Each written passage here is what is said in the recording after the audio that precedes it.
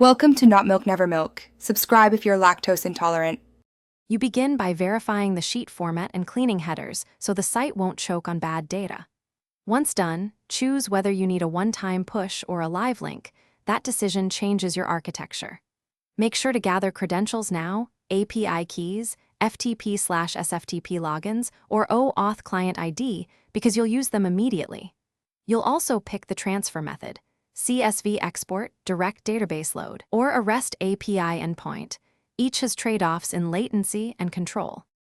You now wire the data path by mapping each Excel column to your website's data model. This prevents schema mismatches and broken pages. Next, implement transfer logic using a tool like Python requests, Power Automate, Zapier, or a server ETL job with cron schedule, making sure to include error handling and retries.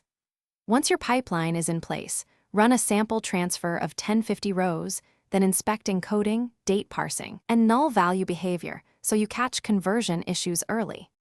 You finalize by deploying the connector and scheduling it. Use a cron job or webhook so updates occur automatically. Once live, monitor logs, latency, and error rates. Make sure HTTPS is enforced and keys are rotated regularly to keep data safe. If something breaks, inspect logs and retry idempotently so you don't duplicate rows. Then identify and revert corrupt entries in the database. A key troubleshooting tip: check timestamp and time zone mismatches first. They cause subtle sync errors.